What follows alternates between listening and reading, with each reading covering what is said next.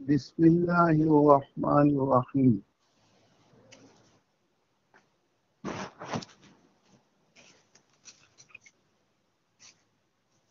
اللہم صلی علی محمد وعلی آل محمد وبارک وسلم.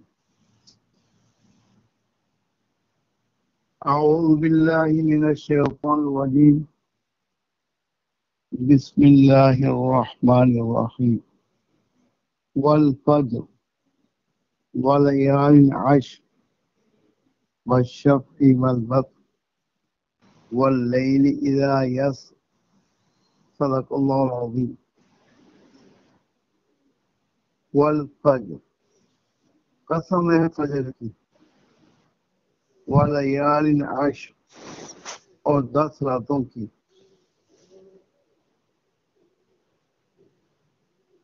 والشفع والوتر، اور طاق کی اور جفت کی. فرمایا رسول اللہ صلی اللہ علیہ وسلم نے اس آیت میں 10 راتوں سے ذوالحجہ کے 10 دن مراد ہیں. ذوالحجہ کی 10 راتیں مراد ہیں.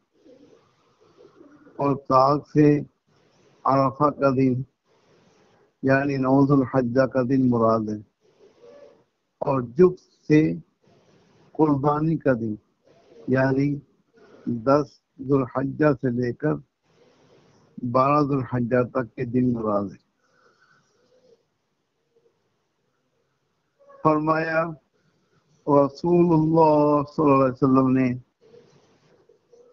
کوئی دن ایسا نہیں جس میں نیک عمل اللہ تعالیٰ کو زیادہ پسند ہو، لیکن ان 10 دنوں میں جو نیک اعمال ہوتے ہیں وہ اللہ تعالیٰ کو بہت زیادہ پسند ہیں. اور ایک اور حدیث میں فرمایا رسول اللہ صلی اللہ علیہ وسلم نے کہ ان 10 دنوں میں اللہ تعالیٰ کو عبادت کرنا بہت زیادہ پسند ہے. پہلی حدیث بخاری شریف میں موجود ہے اور یہ حدیث ترمذی شریف میں موجود ہے.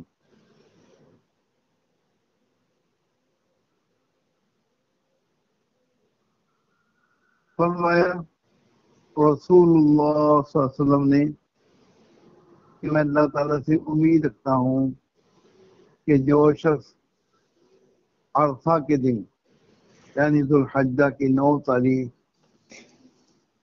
کے دن روزہ رکھے گا اس کے 2 سال کے گناہ معاف ہو جائیں گے. ایک گزشتہ سال کے گناہ معاف ہو جائیں گے اور ایک آئندہ سال کے گناہ پہلے ہی معاف ہو جائیں گے، صغیرہ گناہ. فرمایا رسول اللہ صلی اللہ علیہ وسلم نے عرفہ کا روزہ 1000 روزوں کے برابر ہے. یہ حدیث شعب الایمان میں موجود ہے. فرمایا رسول اللہ صلی اللہ علیہ وسلم نے جس نے عرفہ کا روزہ رکھا اس کے مسلسل 2 سال کے گناہ معاف فرما دیے جاتے ہیں. گناہ صغیرہ معاف فرما دیے جاتے ہیں. یہ حدیث ابن ماجہ میں موجود ہے. اور فرمایا رسول اللہ صلی اللہ علیہ وسلم نے جو شخص عیدین کی دونوں راتوں میں یعنی عید الفطر اور عید الاضحیٰ کی رات میں ثواب کی طلب میں جاگتا رہا اس دن زندہ رہے گا جس دن سب کا دل مردہ ہوگا. یہ حدیث ابن ماجہ میں موجود ہے. فرمایا رسول اللہ صلی اللہ علیہ وسلم نے کہ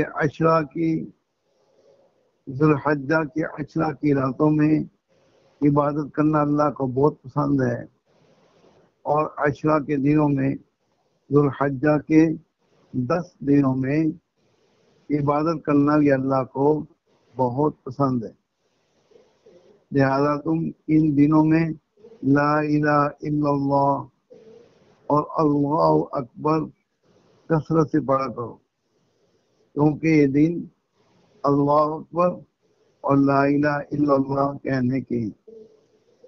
یہ حدیث شعب الایمان میں موجود ہے۔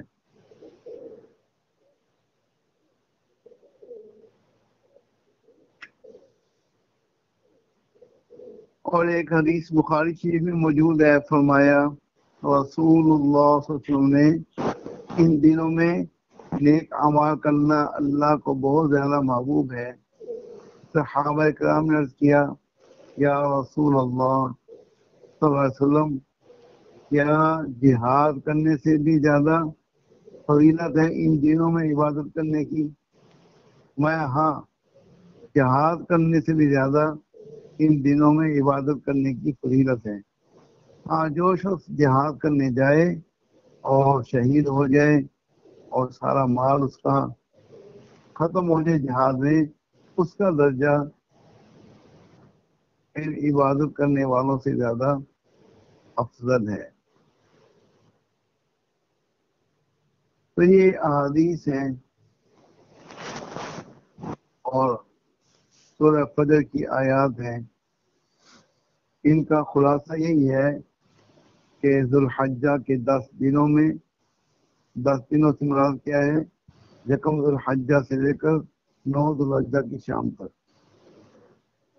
یہ 9 دن، ان کی 9 راتیں، ان 9 راتوں میں عبادت کرنے کا بہت ثواب ہے، اور ان 9 دنوں میں عبادت کرنے کا بہت ثواب ہے۔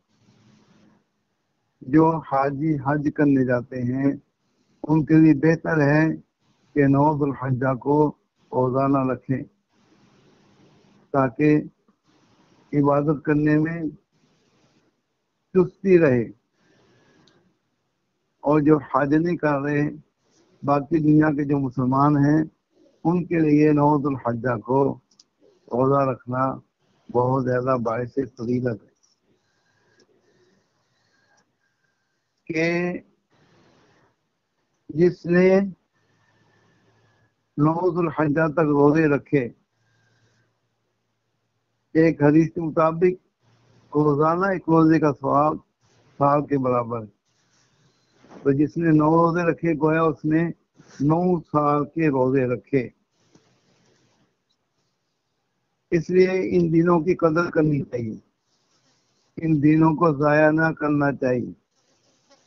ویسے تو پورا سال کوئی لمحہ ضائع نہ کرنا چاہیے، لیکن خاص طور پر جن دنوں میں عبادت کرنے کی فضیلت مذکور ہے، ان دنوں میں عبادت زیادہ کرنی چاہیے، تاکہ احادیث پر بھی عمل ہو اور اللہ کا قرب بھی زیادہ سے زیادہ حاصل ہو۔ ہم دنیا میں جنت میں جانے کے لیے آئے ہیں، اور جنت میں جا کر اس کو زیادہ خوشی ہوگی جس نے عبادت زیادہ کی ہوگی۔ جب جنتی جنت میں پہنچ جائے گا اور وہاں جا کر انعامات کی بارش دیکھے گا، تو اس کا افسوس ہوگا کہ افسوس، میں نے وقت ضائع کیا، میں زیادہ عبادت کر لیتا تو مجھے اللہ کے ہاں بڑے بڑے انعامات ملتے۔ جس نے عبادت کم کی ہوگی اس کو بھی حسرت ہوگی، اور جس نے عبادت نہ کی ہوگی لیکن اللہ نے اپنے فضل سے اس کو بخش دیا ہوگا، اس کو تو بہت حسرت ہوگی کہ میں نے عبادت نہیں کی تب بھی مجھے اتنے انعامات ملے، اگر میں عبادت کر لیتا تو مجھے کتنے زیادہ انعامات ملتے۔ وہ لوگ بہت خوش نصیب ہیں جو ان 10 دنوں میں، ان 9 دنوں میں خوب عبادت کرتے ہیں، خوب عبادت کرتے ہیں۔ تو جیسے ان 9 دنوں میں عبادت کرنے کا ثواب زیادہ ہے، اگر خدا نخواستہ کوئی گناہ کیا جائے گا تو گناہ کا عذاب بھی زیادہ ہوگا۔ اس لیے ان دنوں میں خاص طور پر گناہ سے بچنا چاہیے، تمام گناہوں سے بچنے کی فکر کرنی چاہیے۔ زبان کے 5 گناہ ہیں، ان سے بچنے کی فکر ہو۔